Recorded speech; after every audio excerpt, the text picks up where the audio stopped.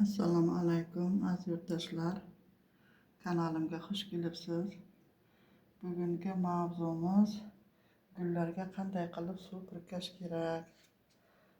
Gullar yaxshi rivojlanishi uchun, umuman har qanday o'simlikni o'sishi uchun ularga birinchi o'rinda quyosh nuri kerak. Yorug'liksiz hech qaysi o'simlik o'sa olmaydi.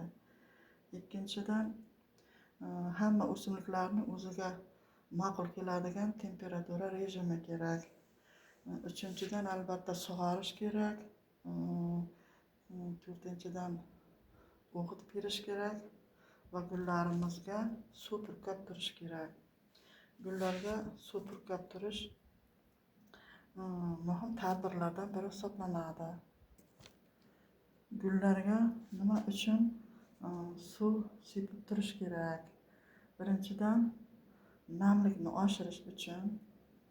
Ikkinchidan, bargidan sug'orish uchun.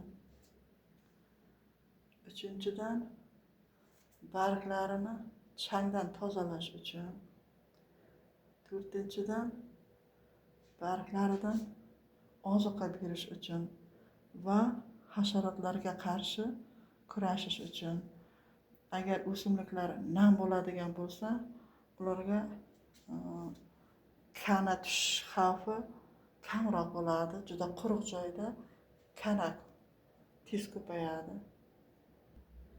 Gullarga suv sepishning ham o'ziga yarasha talablari bor. Birinchidan,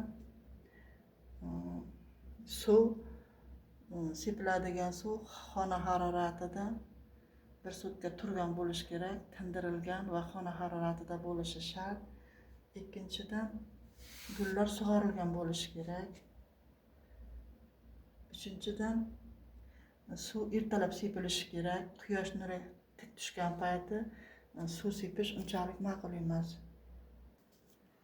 Suvni juda yaxshi ko'radigan gullar bular fikus, shiflera, philodendron, camellia, zamyakulkas, paprotnik, azalea, maranta, alakaziya.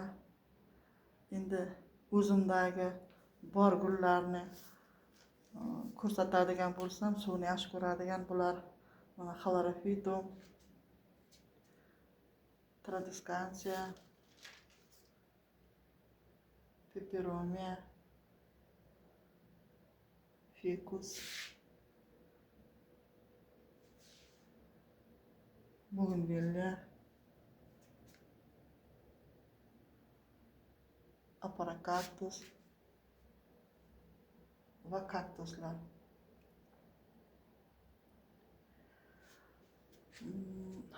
Begoniyalarni gullaydigan begoniyaga suv sepish ma'qul emas. Gullamaydiganiga sepish mumkin deydi. Mana bu yerda gullaydigan begoniyam bor. Ularga hamisha suv sepaman. Endi suv sepilmaydigan, sepish mumkin bo'lmaydigan gullar bor. Bular fialka, gloxenia, kaleria. Suv sepish mumkin bo'lmagan guldan bizda faqat kaleria bor. Bunga suv sepmaymiz, lekin suv sepish mumkin bo'lmagan gullarga ham o'sha suv sepishni mayda nastroykasiga qo'yib, yonidan suv purkash kerak. O'shanda bular suvni havodan oladi. Shu fursatdan foydalanib aytmoqchiman. Mana ko'p narsalar gullagan gullar uchun stressga keltiradi deydi. Mana bu kaleriyani olgan paytimiz juda ko'p g'unchalari bor edi. Qip-qizil bo'lib ochiladigan g'unchalari bor edi. Bu kimdir sotaman deb bozorga olib borgan, bozordan bu yerga kelgan, bu gulimiz uchun stress bo'lgan. G'unchalarni hammasi mana bunday qurib qoldi.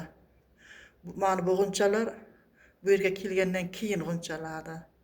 Shuning uchun gullagan gulni joydan siljitmas kerak, stressga tushadi deydi-ku. Mana shunday stressga tushib qoldi gulimiz. Giram, kaladium, streptokarpus gullariga iloji boricha juda ehtiyot bo'lib suv sepish kerak. Yoki namlatta bilan barglarni artib olish kerak. Chunki bularni ham barglari ozroq tukli hisoblanadi. Juda ehtiyot bo'lib suv sepish kerak. Shuningdek, mamulariya, orxideya, balzamin kabi gullarga, aksalis kabi gullarga umuman suv sepib bo'lmaydi. Endi gullarga qanday qilib suv sepish kerak savoliga javob beradigan bo'lsak, gullarga iloji boricha ertalab suv berish kerak. Quyosh nurlari tek tushmaydigan paytda.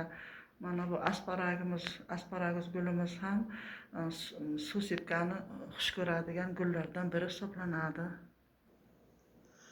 Gullarga suvdan tashqari suvga har xil dorilarni qo'shib ham suv purkash mumkin.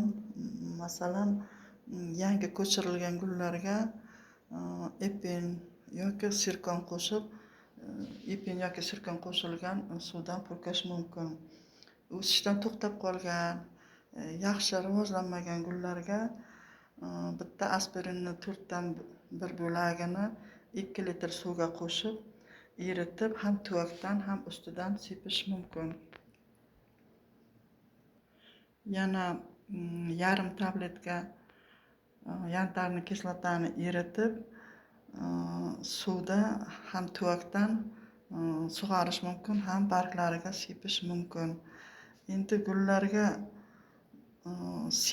suv sepib bo'lmaydigan vaziyat ham bor. Bunda gullaydigan gullarga suv sepib bo'lmaydi. Ularning g'unchalari to'kilib ketishi mumkin. Sepsa ham juda ehtiyot bo'lib sepish kerak. Shu o'rinda aytmoqchiman, kitayskiy roza, aloe, begoniya, kalanfoya bular manbada yozilishicha suv sepilmaydigan gullar safiga kirar ekan, lekin men ularga doim suv sepib kelaman. Ayniqsa kitayskiyga juda ko'p sepaman, chunki kitayskiy gulim doim chap tomoniga qani tushib qoladi. O'sha margansovkali suvlar sepaman, o'sha kanani yo'qotish uchun. Har kim albatta o'zini tajribasidan kelib chiqib parvarish qiladi. Agar kimgadir yordam bersa, ushbu video faqat xursand bo'laman. Shuning bilan videoni tugatamiz. Hammaga sog'lik, omonlik. Ma'qul bo'lgan bo'lsa, obuna bo'ling, like bosing. Xayr.